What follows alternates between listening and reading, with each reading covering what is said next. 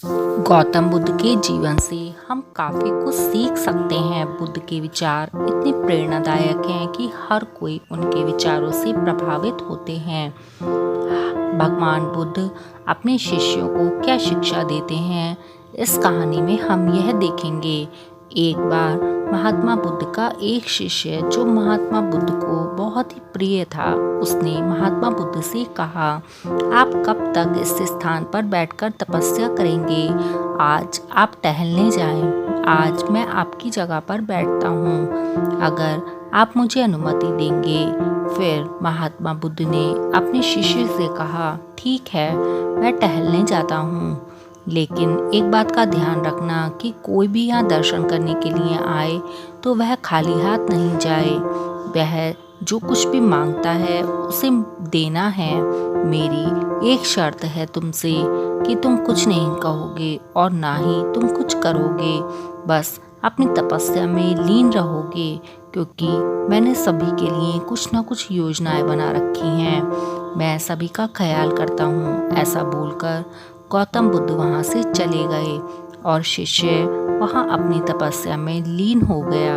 कुछ भक्त आए और चले गए। कुछ समय बाद एक व्यापारी वहाँ आया। वहाँ उसने उस शिष्य को बुद्ध के स्थान पर बैठे हुए देखा।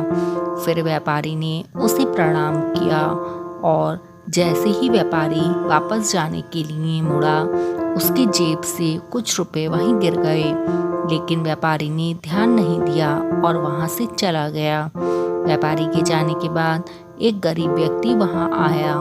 उसने महात्मा बुद्ध के शिष्य को प्रणाम किया और विनती करना शुरू किया। गरीब आदमी ने कहा कि मैं एक गरीब व्यक्ति हूँ, कृपया मुझे कोई ऐसा तरीका बताएं जिससे मुझे कुछ पैसे मिल सकें और कुछ खाने को मिल सके।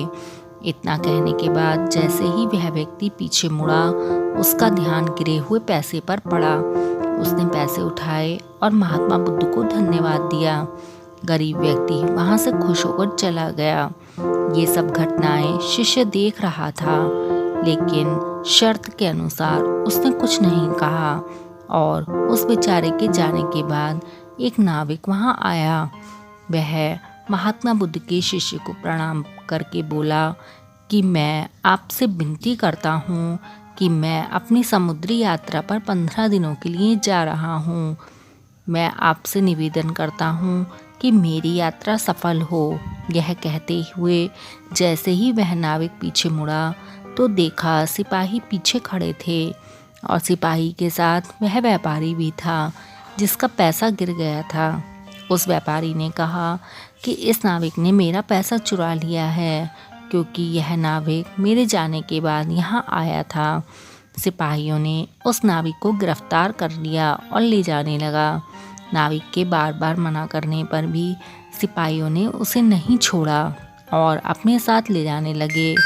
तपस्या में लगे महात्मा बुद्ध के शिष्य ने सारा मामला बताया। नाविक ने पैसे नहीं चुराए थे। एक गरीब आदमी आया था, उसने इस व्यापारी का पैसा चुरा लिया है। तुम उसके घर जाओ और उसकी तलाशी करो, तुम्हें वह पैसा मिल जाएगा। राजा के सैनिक पैसे वसूल करने के लिए गरीब व्यक्ति के घर पहुंचे और गरीब व्यक्ति को पकड़कर काल कोठरी में डाल दिया गया और नाविक को रिहा कर दिया गया। नाविक अपने घर चला गया और वहां से अपनी समुद्री यात्रा पर चला गया। जब महात्मा बुद्ध लौटे तो उस शिष्य ने बुद्ध को सारी बातें बताई। बुद्ध ने कहा, मैंने तुमसे कहा था कि तुम कुछ नहीं करोगे, यहाँ तपस्या में रहना और चुप रहना। मैंने तुमसे यह भी कहा था कि मैंने सबके लिए योजनाएं बना रखी हैं, लेकिन फिर भी तुम भूल गए। और जब उस व्यापारी का पैसा गिर गया तो उसे परवाह नहीं थी, क्योंकि वह बहुत अमीर था, लेकिन उस पैसे से गरीब व्यक्ति के परिवार के लिए कुछ खाने की व्यवस्था हो जाती। यह सब मेरी योजना थी।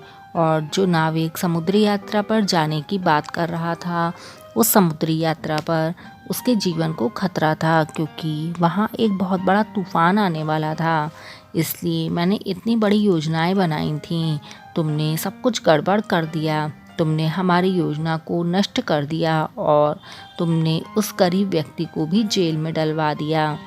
उस यात्री को तुमने समुद्री यात्रा पर भेज दिया, अब उसकी जान चली जाएगी और उसकी पत्नी विधवा हो जाएगी। महात्मा बुद्ध का शिष्य यह सुनकर बुद्ध के चरणों में गिर गया। बुद्ध के पैर पकड़कर बोला, भगवान मुझसे बहुत बड़ी भूल हो गई है, कृपया सब कुछ ठीक कर दें। महात्मा बुद्ध ने कहा कि अब यह सब हो गया है, इसे रोकना असंभव है। कहानी का सार यह है कि भगवान ने हम सभी के लिए कुछ ना कुछ योजनाएं बनाई हैं, इसलिए हमें हमेशा अपना आत्मविश्वास बनाए रखना चाहिए, क्योंकि भगवान के घर में देर है, अंधेर नहीं।